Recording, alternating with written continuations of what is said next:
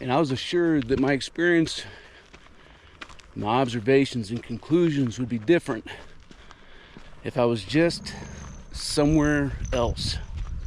And so here we are in the Mountain West. I came out here just because of you. And as you can see quite a distance out there, can't you? About 15 miles to our east from here, so nothing but wide open plains. Being able to see as far as humanly possible. There's no obstructions.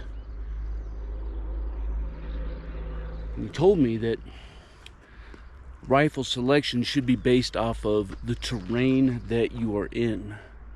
Of course, we're not talking about hunting rifles. We're talking about SHTF or battle rifles, if you will.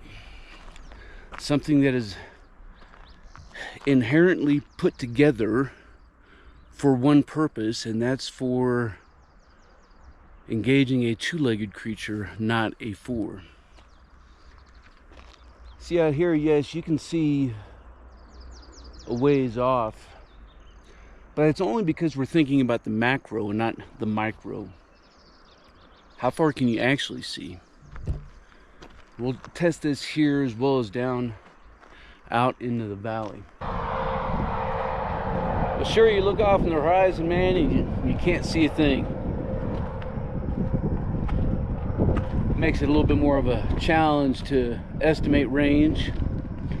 But let's say that there was an adversary off in the distance, 5,000 meters, whatever, 500 or 1,000 yards, whatever you want to come up with, and they start shooting. The problem, of course, is nobody stands upright to get into a firefight at long range. What do? You get in a kneeling position, you get into a prone position, you try to find some cover and or concealment. Of course, how far can you see when you're down here in the prone position? Let's see. Of course, you can't see very far because you're down in the stinking prone. Here we got grass that's in the way. Other places you may have micro or some macro terrain features. And that's why no matter where you're at, my conclusions remain the same.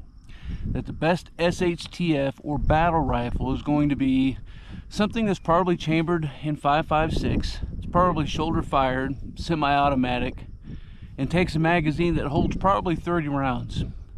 Inherently best designed for short 0 to 300 yards to medium 300 to 500 yards. Even when you're out in the wide open plains of a lot of the flyover states, just like we're at right now, the plains. Of course, you can see out here, that's probably 500 meters to this next ridge line up over here, probably closer to 1,000 up over here. And if you look at other places out here, which I did, you can see 1,000, 2,000 meters, sometimes at the most. But now we have to break things down into two categories of engagements. One is defensive and one is offensive. If you're sitting at a house and you're homestead and you're considering the wide open views that you have, then having a weapon staged at the house that's capable of taking those long range shots is certainly something to consider and to work around. But should that be your go-to everyday carry battle / SHTF rifle? And I would submit that the answer is no, for a couple reasons. One, weight. Two, cost per fire, right? Every time you pull the trigger, how much does it cost? Availability of rounds and ammunition, magazines, and the amount of ammunition that you can physically carry. All kinds of considerations. You say, well, Stoke, man, you still need to be able to reach out and touch 500 meters, which, by the way, 500 meters is not a long range shot. That's on the outside of a medium range shot, right? On the long range of a medium range shot. Trying to take something out here, God forbid, up on that next ridge line, is certainly a long range shot. But again, let's talk about these two considerations, offense and defense. Let's suppose, for example, for the defensive operation, because offense, man, we got to talk about this and what kind of people we want to be. Let's say I'm receiving fire and it's coming from somewhere over here, right? So not this little spur that comes down, but way up over on the top. Maybe there's somebody by this outcropping that's up there. I hear a shot ring out. Maybe I hear something hit. And I look over. Of course, the first thing I may do is try to find some cover. So if I go dart behind this bush right here, if I tuck down in and find some shrubbery, some rocks, to at least get some concealment, if not some cover, am I going to be able to see up there? And the answer is no, because I need to be able to see, right? Because nobody gets into a firefight standing up at long range, right? You're in the prone, you're in the kneeling. Are they going to be able to see me? No. They may have been able to see my last movement, and that's the one thing that's going to probably give you away is movement.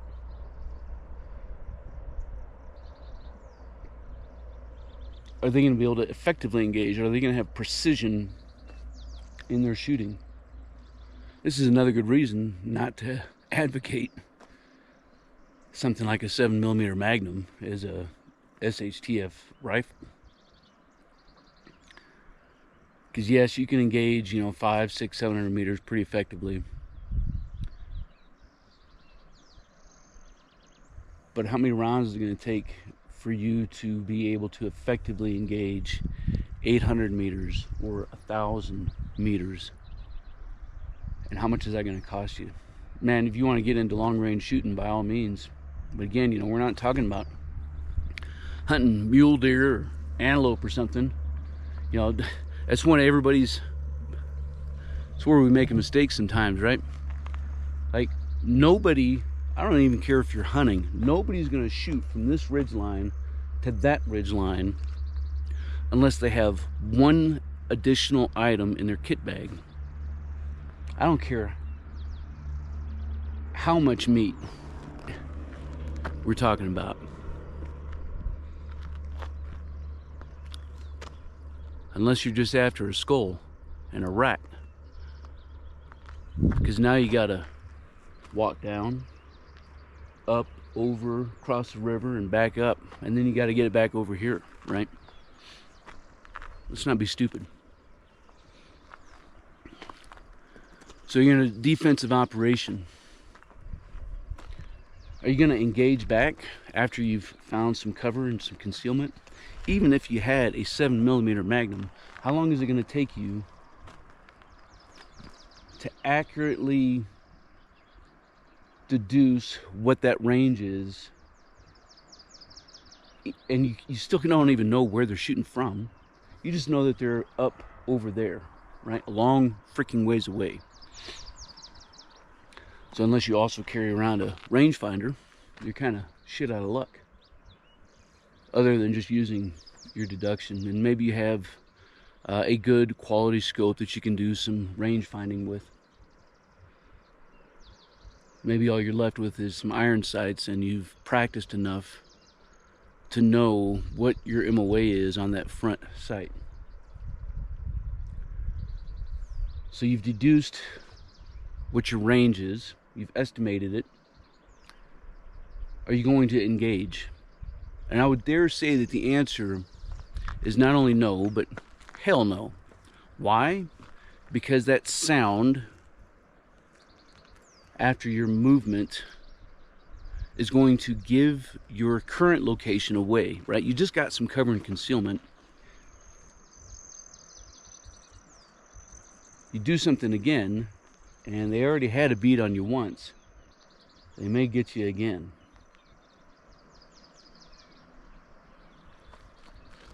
So is it worth engaging long range in a defensive? In an example like this, man, if you're at your homestead, then maybe a different story, right? But out here, in this particular scenario that we're talking about, physical location that we're talking about, like being away from the homestead? And the answer is probably no, because I can cut out, I can bug up this draw, hop up to the next ridge, cut over, I can scoot down, and nobody's gonna be any wiser because I have terrain features between where I'm at and where I'm shooting from. You're like, Stoke, man, it's not always like that. Maybe it's out wide in the open. We get caught up into thinking, well, how far can I see? Well, if I look out, man, I can see the horizon. I can see forever. But can you actually see that far to engage a target?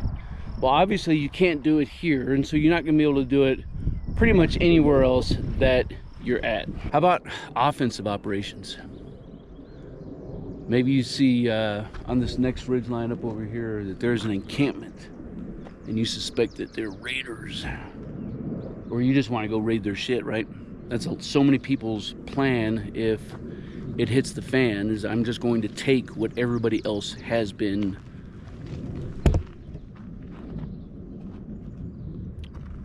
stockpiling.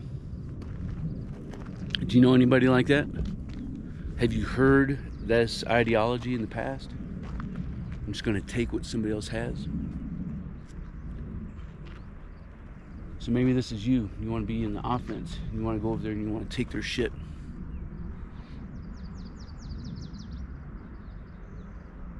Maybe it is only 500 meters away. Again, we have the same issue here. We have to go down and back up, and unless you're absolutely certain that all those bad guys are gone. And how do you even know that they're bad guys, right? Just because you see an encampment, some tarps, some tents, maybe a fire, somebody's cooking. How are you deducing that it is indeed something to engage, and that you're now not committing an atrocity, right?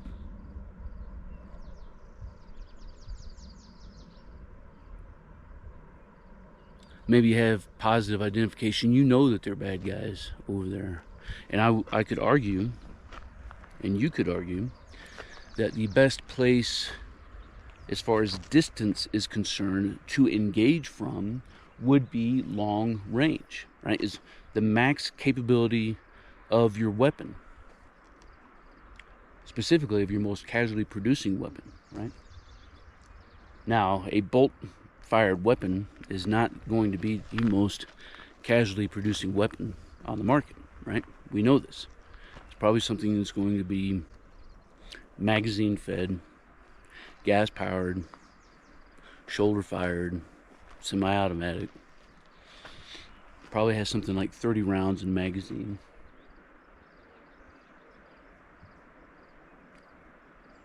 Let's say I want to engage. Is it still worth it? You can see 500 meters across, but can you see? Only if somebody was stationary would I attempt to make that shot. If there was any movement, I would need to exercise some patience. I'd have to account for some elevation change going up. And I'd have to consider that as soon as I fired my shot, my first shot, my location is now exposed. Where they did not know that I was, they know that where I'm at now, and odds are if they're truly bad guys, they also have weapons and can return fire. So what are they going to do as soon as the shot rings out? Well, now they're going to be in the defense, and we're going to be there. We're going to put them in the same boat that we found ourselves in when we were receiving fire from 1,500 yards away. They're going to seek cover. Say, well, Stoke, out in the Mountain West, you can see forever. Yes, if there's movement, if there's contrast, but what happens when somebody gets behind some cover? What if they have some concealment? You're going to be able to see them then? Like, scopes aren't magic, right? Too many times we can't see the trees through the forest, right? It works both ways. Sometimes we can't see the forest through the trees. In this case, we can't see the micro because all we see is this macro opening. All we see is big wide open spaces. And so that takes away our ability to see the micro, to see the crevices, and to even know why those steep draws are there in the first place.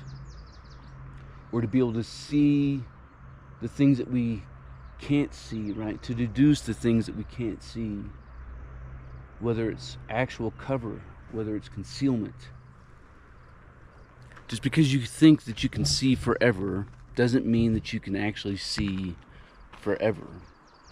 As soon as somebody drops down into a prone position, into a kneeling position, into a crouching position, you're not going to see anything up there.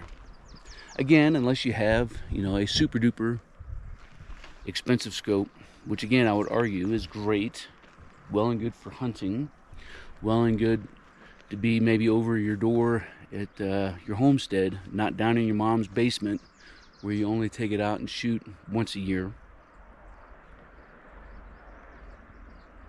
But because you're narrow, because your view is so narrow because of your optic, now you're limited and you're going to be forcing yourself to scan, and you got your figure eights going and you're looking for movement.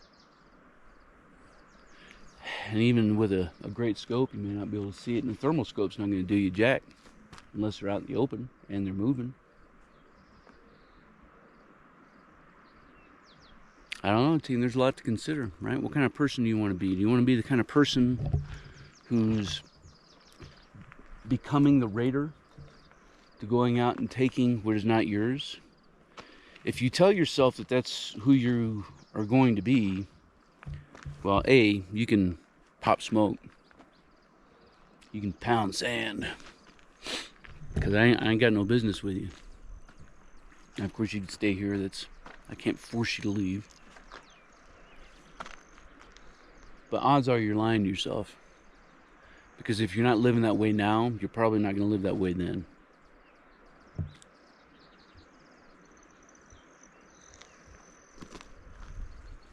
Do you want to be a person who protects others, who cares for others? Maybe you have a family in your charge, maybe you have a spouse, kids, friends, and neighbors. What do you need to be able to do that? What kind of tools and resources do you need?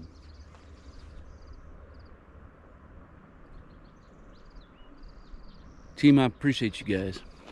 I'm sincerely looking forward to seeing your thoughts and your comments down below as we all attempt to master our craft and develop our tactical virtue.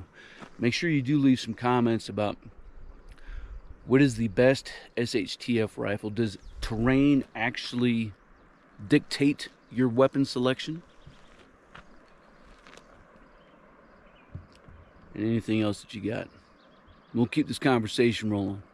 As always, until then, you stay out there, you keep grinding, and you stay stoked. Team, if you want to master your craft and develop your tactical virtue, make sure you subscribe to the channel and click that notification bell so that you can stay up to date with future content. Consider becoming a channel member. It's going to give you exclusive access to content not available to anybody else. I appreciate you guys. Until then, you stay out there, you keep grinding, and you stay stoked. We know you're out there! Come to my voice!